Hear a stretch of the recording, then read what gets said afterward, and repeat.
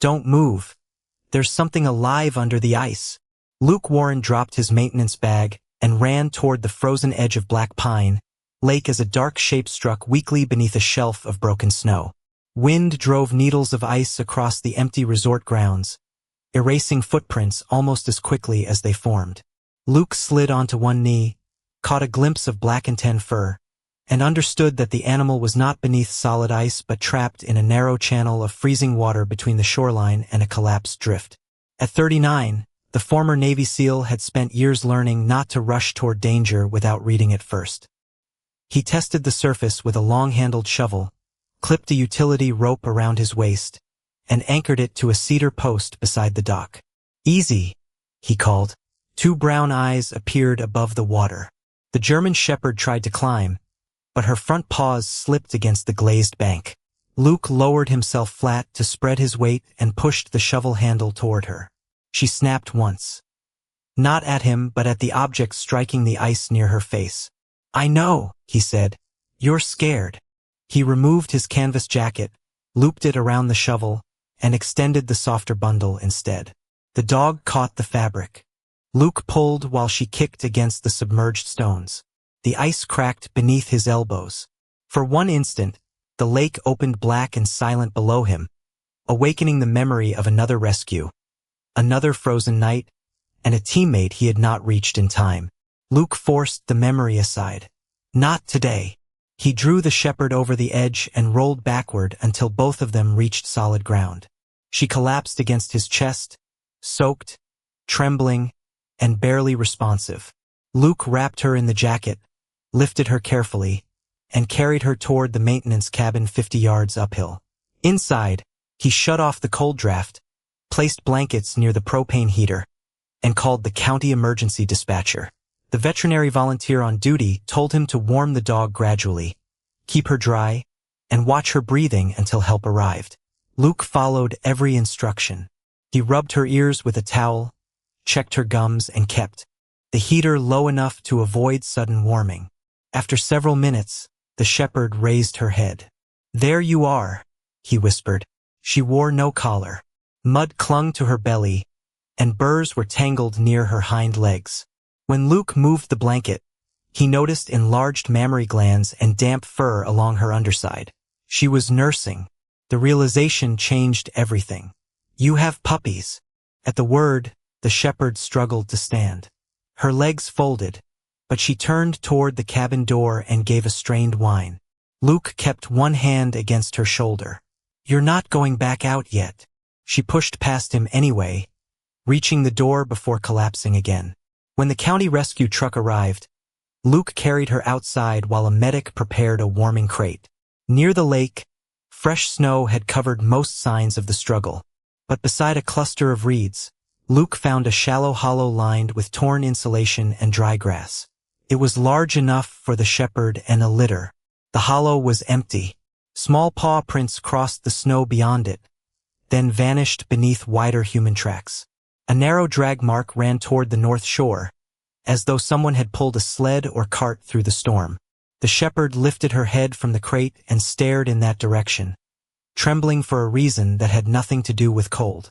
Luke crouched beside the tracks. The dog he had saved had not fallen through the ice while wandering alone. She had been trying to follow whoever had taken her puppies. The county medic examined the shepherd beside the warming crate while Luke showed the drag mark to Deputy Aaron Walsh, who had arrived with the rescue truck. Snow was already softening its edges. "The storm will cover this within an hour," Luke said. Aaron studied the human tracks leading north. Or whoever made them could have been trying to help. Maybe, but the dog nearly drowned following them. The medic checked the shepherd's temperature again. "She needs warmth, fluids, and rest. She should be transported to the clinic now." At the word transported, the shepherd lifted her head and struggled against the blanket. Her eyes locked on the north shore. Luke crouched outside the crate. "Easy." She pressed her nose toward the opening and released a low, urgent whine. The medic closed the door gently. She cannot search in this condition. Luke knew that. He also knew the wind was filling the tracks while they argued. "Can the clinic keep her stable here for 20 minutes? Not outside. Use the heated rescue truck. Let her see where we're going without making her walk. Aaron looked toward the white shoreline. The county search team is tied up on a rollover near Highway 31. I can request them, but they won't arrive quickly. Then request them and let me mark the trail from safe ground. You are resort maintenance, not law enforcement. Luke met her eyes. I'm also a former Navy SEAL with cold weather tracking and rescue training. I won't pursue anyone. I'll document direction, hazards, and anything the storm is about to erase. Aaron hesitated, weighing procedure against the disappearing evidence. You stay within sight of the lake road. No entering structures, no crossing closed terrain, and no contact if you find a person. Agreed. The medic moved the crate into the heated truck and opened the side vent. The shepherd immediately turned north. Luke walked beside the shoreline while Aaron followed in the vehicle at a slow crawl. Every 50 yards, he planted an orange marker from the resort emergency kit. The human prints were uneven, deeper on one side, suggesting someone had been pulling weight. Small paw marks appeared briefly beside the drag line, then vanished where snow had been kicked over them. Luke knelt near a patch of exposed ice. A strip of coarse gray fabric clung to a thorn branch. He held it near the shepherd's vent. She surged forward inside the crate, sniffing rapidly, then pawed at the door. She knows it, the medic said. Luke examined the fabric. It looked torn from a cheap moving blanket. Farther north, the drag mark widened near an old service path leading away from the lake. A broken wooden slat lay half buried in snow, one end polished from repeated contact with the ground. Handcart or homemade sled, Luke said. Aaron photographed it. That means someone moved the litter deliberately. The shepherd whined again and began striking the crate floor with one paw. The medic checked her breathing. Her temperature is improving, but agitation is costing her strength. Luke placed his hand against the crate door. The dog pressed her nose to the other side, then looked past him toward the service path. In the distance, warning lights flashed where a county barricade blocked the north road. A ranger's radio message crackled through Aaron's speaker. Drifting snow had closed the lakeside route beyond Miller's Point, and another band of heavy weather was moving in. Aaron looked at Luke. We wait for the search team. Luke stared at the fading trail, then at the shepherd fighting to remain upright. By then, there may be nothing left to follow. Luke studied the closed road, then walked to the rescue truck and asked the medic to open the crate only long enough for the shepherd to smell the gray fabric again.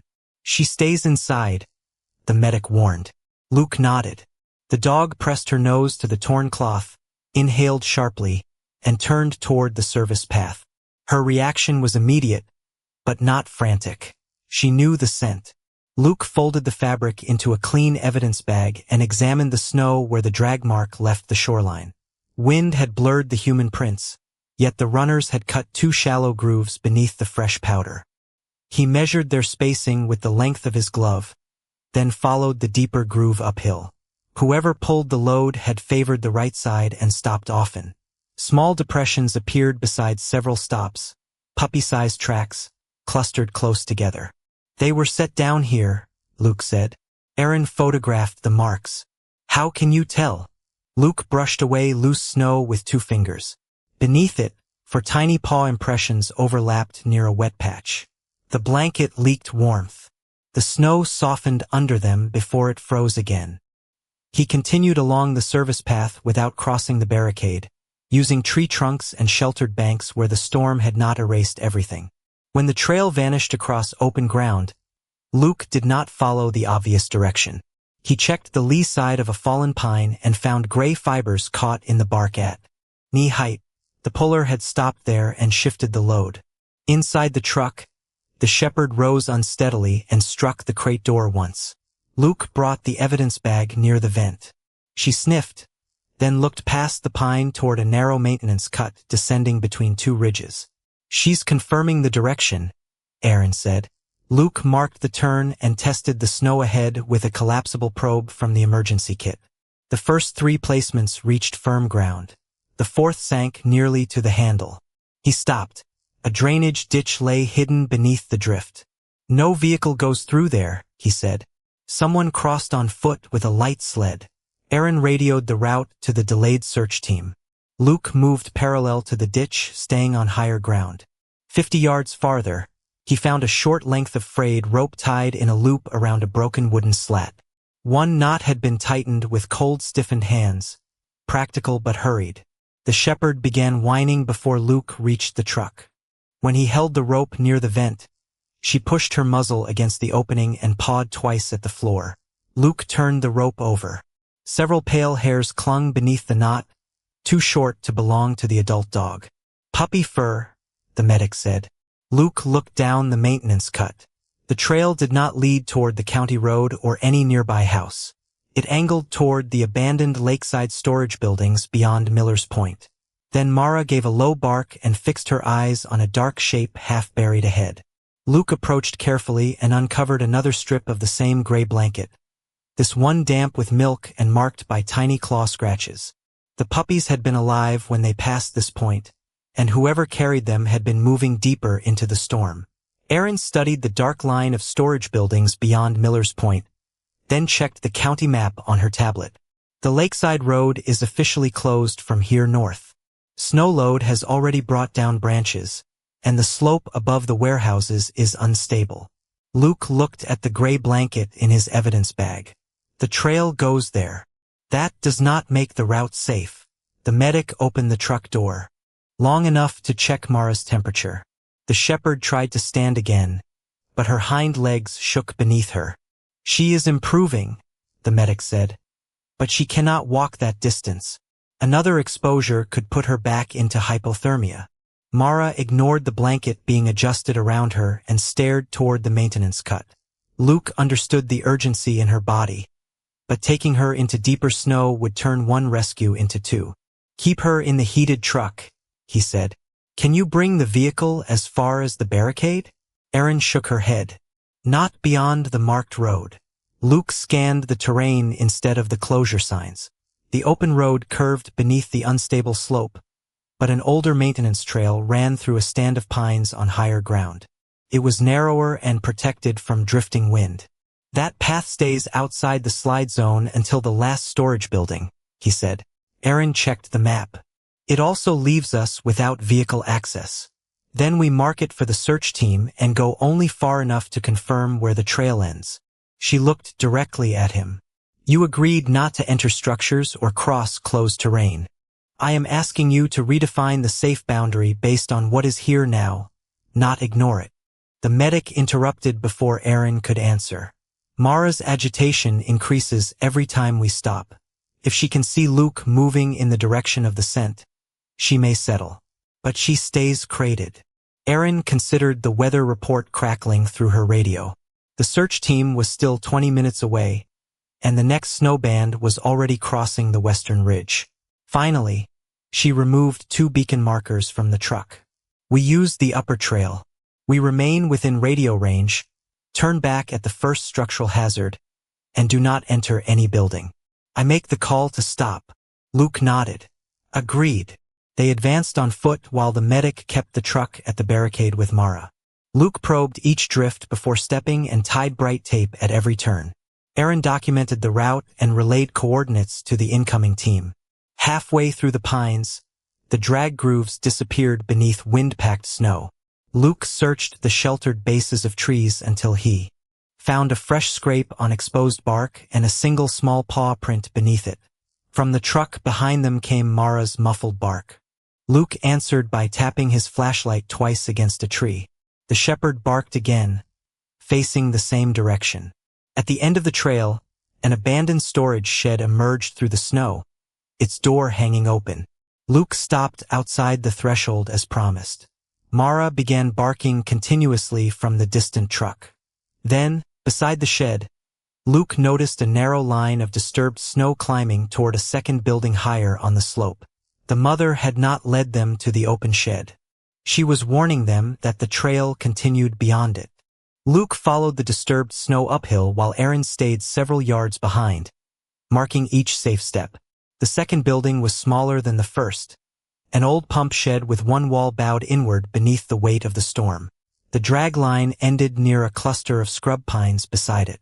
Luke stopped before the slope steepened and scanned the ground.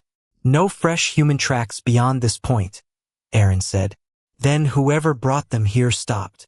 A sharp bark carried from the rescue truck below. Mara had shifted inside the crate, pressing toward the north-facing vent. Luke tapped his flashlight twice against a tree. She answered immediately. The sound helped him separate wind-blown hollows from real movement. Near the base of the pines, he found a depression partly covered by drifted snow. A faint scratching came from beneath it. Luke dropped to one knee and brushed the surface away with gloved hands. Aaron crouched beside him. "Careful. That could be an animal burrow." Luke uncovered a torn corner of the gray blanket. The scratching stopped. Then a thin, high-pitched cry rose from inside the drift. "Puppy," he said. He widened the opening slowly, supporting the packed snow with his forearm until a tiny black and tan muzzle appeared. The puppy was cold and weak but moving.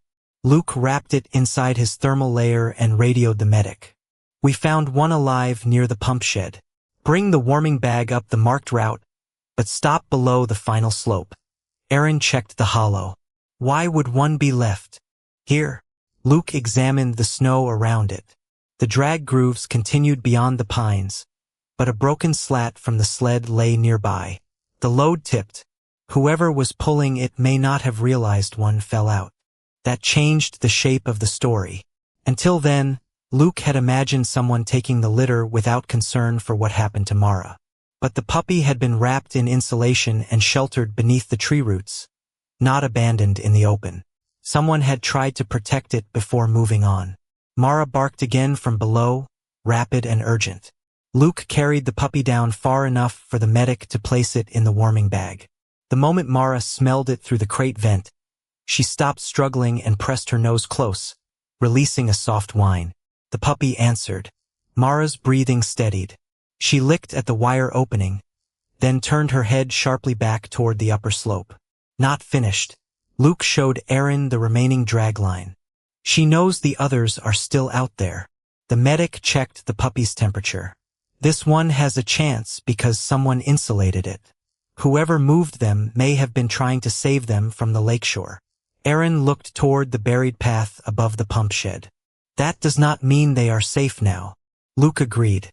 The new evidence removed one fear but created another. The puppies had not been discarded.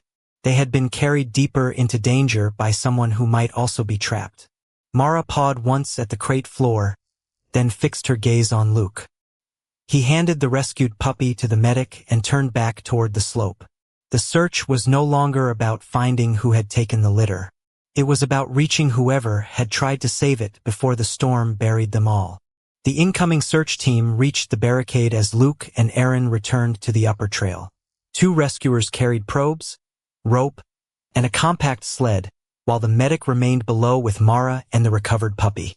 Aaron briefed them on the unstable slope and the evidence that someone had moved the litter away from the lake. "We stay on the marked route," she said. "No one crosses open snow without probing." Luke led them past the pump shed, following the drag groove where it survived beneath the trees. The broken sled slat had left irregular scratches against exposed roots, and each mark pointed higher along the slope. Near a fallen cedar, Luke found a metal food tin wedged beneath snow. The lid had been bent into a shallow dish. Frozen scraps clung to the bottom. "Someone fed her here," he said. Mara's black hair was caught along the rim, mixed with shorter puppy fur. Aaron checked the county property list. The storage buildings were watched by a part-time caretaker named Walter Briggs. He lost his apartment last fall and sometimes slept in the old maintenance cabin with permission. Luke looked toward the slope. Then he knew Mara before the storm.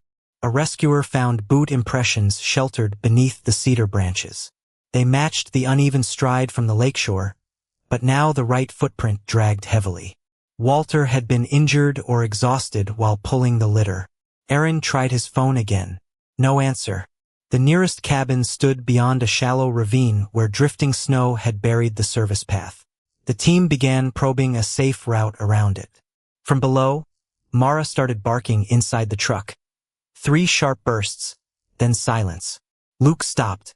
The wind carried a faint sound from the slope ahead. Not barking. A dull, irregular knock. He raised one hand, and everyone listened. The knock came again, followed by something like a human groan beneath the wind.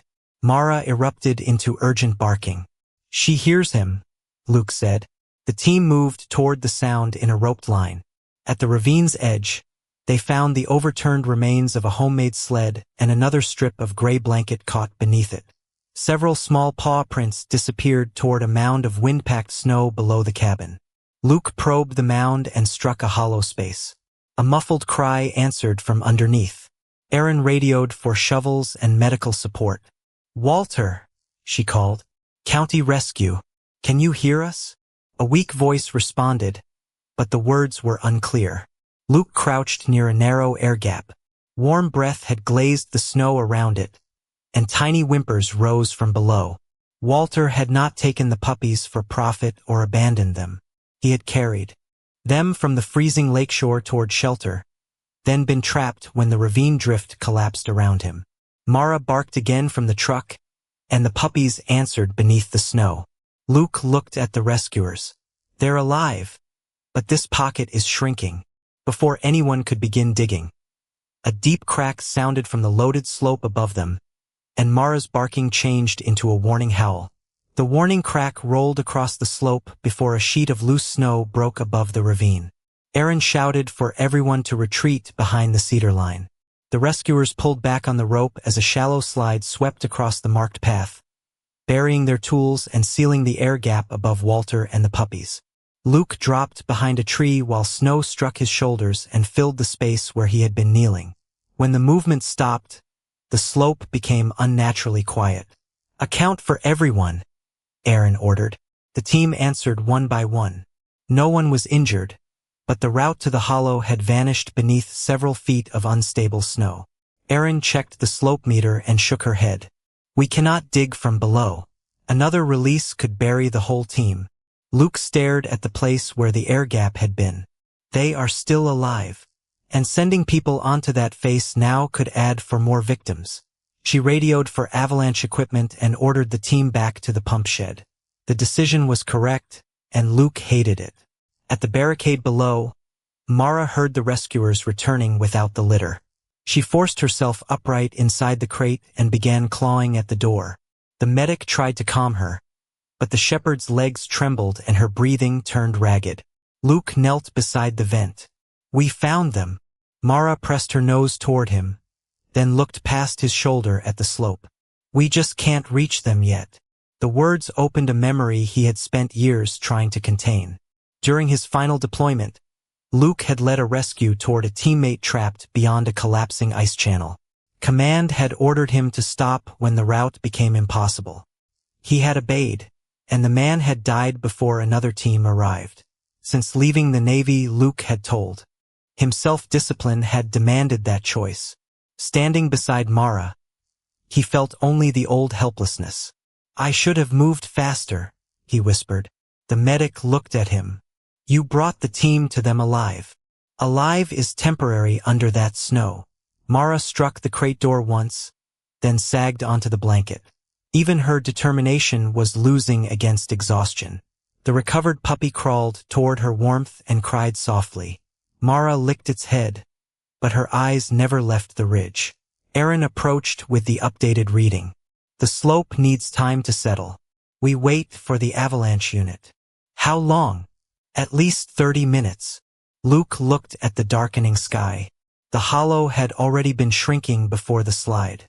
He imagined Walter curled around the puppies, sharing the last of his warmth while the air disappeared. For one terrible moment, Luke believed the storm had brought him back to the same choice: obey the boundary and arrive too late. Then Mara lifted herself again. She did not bark this time. She dragged one paw across the crate floor, turned toward a stand of pines east of the buried ravine, and scratched again. Luke followed her gaze. The trees stood above the slide path, where exposed rock formed a narrow shelf. He remembered seeing the cabin roof from that direction. "There may be another approach from the ridge," he said. Aaron checked the map. It is longer, but outside the loaded face. Mara gave one weak bark. Luke stood, no longer asking to ignore the danger. Then we reach them from above. Aaron studied the ridge route on her tablet while the avalanche unit confirmed the eastern shelf was outside the loaded face. We go roped, one line, no shortcuts, she said. Luke nodded. This time he was not asking anyone to ignore procedure. He was using it to reach the only safe approach Mara had shown them. 2 rescuers carried probes and a compact shovel system while Aaron led them through the pines. From the heated truck below, Mara barked whenever they disappeared behind the ridge, then quieted when Luke tapped twice against a tree. The shelf narrowed above the buried ravine. Luke tested each step and searched for signs of the cabin roof beneath the drift. A bent stovepipe appeared between 2 rocks. He brushed snow from it and felt a faint pulse of warm air. There's a void below us. The team anchored ropes to the pines and began digging vertically, removing snow in controlled layers instead of cutting into the unstable face. Luke listened after every few strokes. At first there was only wind. Then came 3 weak knocks from beneath them. "Walter," Aaron called. "Keep making noise." The answer was followed by several thin cries. Mara heard them from below and began barking in short, urgent bursts. Her response gave Luke a second reference point. He moved 2 feet east, probed again, and the rod dropped into hollow space much sooner. The air pocket extends this way. They shifted the opening and uncovered the edge of the cabin's collapsed porch roof, which had formed a protective pocket beneath the slide. Luke removed the final snow by hand until a narrow gap opened. Walter Briggs lay curled against a support beam, one ankle trapped beneath broken boards. Inside his coat and the gray moving blanket, for Puppies huddled against his chest. "I found them by the lake," Walter whispered. Their mother was trying to keep them warm, but the drift was filling the nest. "I took them toward the cabin." She followed until the ice broke. The scattered clues finally aligned. The food tin, the improvised sled, the blanket fibers, and the puppy sheltered beneath the pines. Walter had not stolen the litter. He had carried it through the storm because he believed the lakeshore would kill them. The broken sled and his injured leg had kept him from returning for Mara. Rescuers stabilized the beam, freed his ankle, and lifted the puppies one at a time into warmed carriers. Luke took the last carrier and tapped twice against its side. From the truck below, Mara answered with one strong bark. Walter was secured to the rescue sled and lowered along the ridge route, away from the avalanche face. When they reached the barricade, the medic opened Mara's crate only after confirming she was stable enough to remain inside. The puppies were placed beside her beneath warm blankets. Mara counted them with her nose, licking each small head before settling around them. Then she looked past the litter toward Walter. He raised one shaking hand. "I'm sorry I couldn't get back to you." Mara held his gaze without fear, then rested her head beside her puppies. Luke stood between them, understanding that the person he had once suspected was another victim of the same storm, and the reason the litter had survived long enough to be found. Walter and the puppies were transported to the county clinic before the next wave of snow reached Black Pine Lake. His ankle was badly sprained but not broken, and the doctor expected a full recovery. Mara remained under veterinary care with the litter, receiving warm fluids, careful feeding, and rest. Luke visited each morning before beginning his maintenance shift at the resort. At first, Mara watched every door whenever one of the puppies made a sound. By the 4th day, she could finally sleep while they nursed. Walter came to see her on crutches. He stood outside the recovery pen, uncertain whether she would remember the night he carried her puppies away. Mara lifted her head, studied him, and walked slowly to the gate. Walter lowered his hand without reaching through. She sniffed his fingers, then returned to the litter and settled beside them. Nothing dramatic passed between them, but Luke saw the tension leave Walter's face. "I thought she'd hate me," he said. "She knows what you did," Luke replied. "You kept them alive." The county investigation confirmed Walter's account. He had been checking the storage buildings before the storm when he found Mara sheltering the newborn litter near the lake. The nest was flooding with blowing snow, and the nearest heated cabin stood beyond Miller's Point. He used a broken handcart and moving blankets to carry the puppies, leaving food for Mara and expecting her to follow. When she fell through the shoreline ice, he did not see it in the whiteout. After the sled broke, he sheltered one fallen puppy beneath the pines, then continued with the others until the snow collapse trapped him near the cabin. No charges were filed. Instead, the county arranged temporary housing while his ankle healed and allowed him to continue caretaking once the buildings were safe. Luke did not think of the rescue as erasing his past. The teammate he had lost remained part of him, and no successful mission could change that. But for years, Luke had treated obedience to one impossible decision as proof that he had failed forever. On the ridge, he had learned something different. Courage was not always pushing forward. Sometimes it meant stopping, finding another route, and trusting others enough to continue together. Erin told him the same thing when she returned his emergency rope. "You did not break procedure," she said. "You helped us find the safe option inside it." Weeks passed. The puppies grew stronger, tumbling over one another in the clinic yard, while Mara watched from the shade. Luke repaired a damaged fence there on his days off, telling himself he was only helping.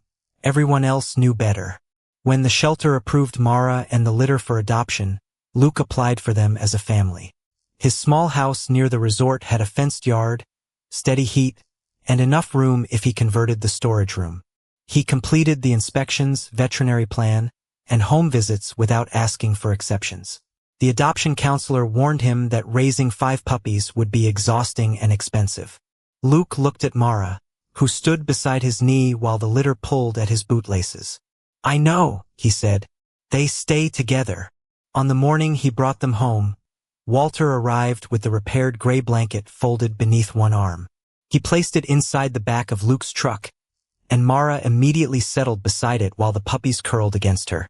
At the lakeside house, Luke opened the gate and let Mara enter first. She crossed the yard slowly, checked every corner, then returned to the porch as if confirming the puppies could follow. One by one, they stumbled through the snow behind her. Luke stood beneath the pale Michigan sun and tapped twice on the wooden railing. Mara looked back. He tapped once more. She answered with a single warm bark, then led her puppies toward the open door. For the first time in years, Luke did not see a rescue ending behind him. He saw a home beginning ahead.